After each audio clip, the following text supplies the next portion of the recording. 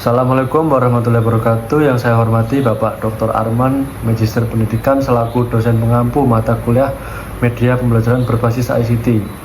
Izin memperkenalkan diri, saya Ferdi Setiawan dengan NPM 065 dari kelas 4B BKSD. Di sini saya akan mempresentasikan terkait materi model pembelajaran Ansur.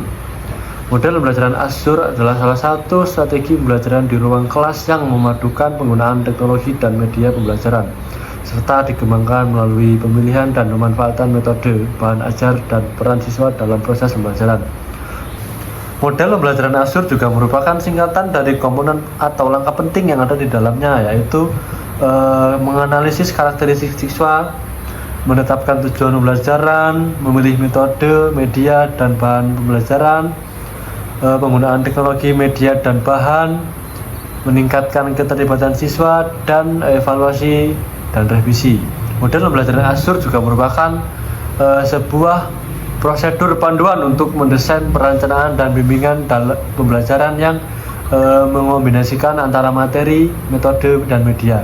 Model desain dalam pembelajaran Ansur dapat digunakan untuk menetapkan pengalaman belajar yang dapat membantu siswa dalam mencapai kompetensi yang diinginkan. Selanjutnya yaitu langkah-langkah pembelajaran Ansur menurut Prawira Dilaga tahun 2008. Langkah-langkah pelaksanaan yang menjadi komponen utama dalam model pembelajaran Ansur adalah sebagai berikut. Yang pertama, analisis karakteristik siswa. Langkah awal dalam pembelajaran adalah menganalisis siswa. Tujuannya agar guru dapat mengenali karakteristik siswa yang akan melakukan proses pembelajaran. Seorang guru harus menganalisis kebutuhan yang diperlukan untuk menentukan kemampuan atau kompetensi yang perlu dipelajari oleh siswa untuk meningkatkan kinerja atau prestasi belajar. Guru melakukan analisis kebutuhan dengan cara menjawab beberapa permasalahan. Yang kedua, menetapkan kompetensi. Dalam langkah ini, guru menentukan tujuan sesuai dengan silabus atau kurikulum. Tujuan ini merupakan penjabaran dari kompetensi, pengetahuan, keterampilan, dan sikap yang akan dimiliki oleh siswa setelah menempuh proses pembelajaran. Tujuan ini juga mengarah pada evaluasi dan hasil belajar siswa. Yang ketiga, memilih metode, media, dan bahan ajar. Dalam langkah ini, guru harus pintar untuk memilih metode, media, dan bahan ajar yang sesuai untuk siswa. Kesesuaian ini dapat dilihat dari karakteristik siswa. Kesesuaian dalam memilih dapat mempengaruhi keefektifan, efisien, dan daya tarik siswa dalam belajar metode, media, dan bahan ajar. Dan yang keempat, pemanfaatan bahan ajar dan media pembelajaran. Ketika guru sudah dapat memilih bahan ajar dan media yang sesuai, guru harus dapat memanfaatkannya dengan baik dengan menggunakan metode yang telah dipilih. Langkah berikutnya adalah menyiapkan kelas dan sarana pendukung yang diperlukan untuk dapat menggunakan metode, media, dan bahan ajar yang dipilih. Dan yang kelima, melibatkan siswa dalam proses pembelajaran. Proses pembelajaran akan berlangsung efektif, efisien, dan memiliki daya tarik ketika siswa ikut berpartisipasi dalam proses ini.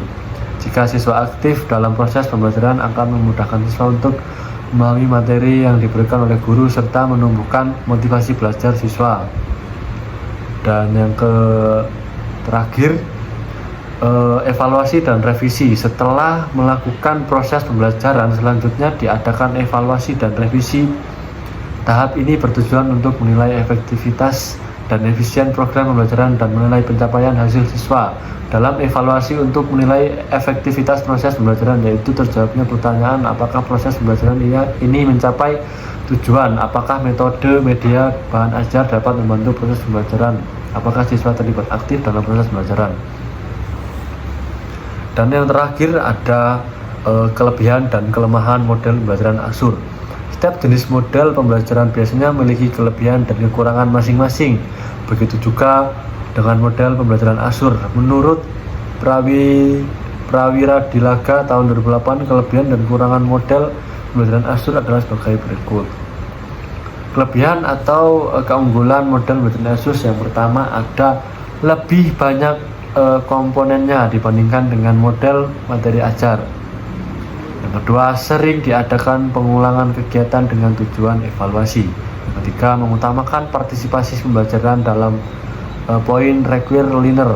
participation sehingga diadakan pengelompokan kecil. Yang keempat, guru wajib menyampaikan materi dan mengelola kelas serta mampu memanfaatkan media, metode, bahan ajar secara optimal. Dan yang terakhir, model pembelajaran ini sangat sederhana dan dapat diterapkan sendiri oleh guru. Selanjutnya, kekurangan atau kelemahan model pembelajaran Azure adalah yang pertama, mengukur dampak terhadap proses belajar karena tidak didukung oleh komponen suprasistem. Yang kedua, adanya penambahan tugas dari seorang pengajar. Yang ketiga, perlu upaya khusus dalam mengarahkan peserta didik untuk persiapan kegiatan belajar mengajar. Mungkin segitu saja yang dapat saya sampaikan, kurang lebihnya saya mohon maaf. Saya akhiri, wabillahi taufiq wal hidayah. Wassalamualaikum warahmatullahi wabarakatuh.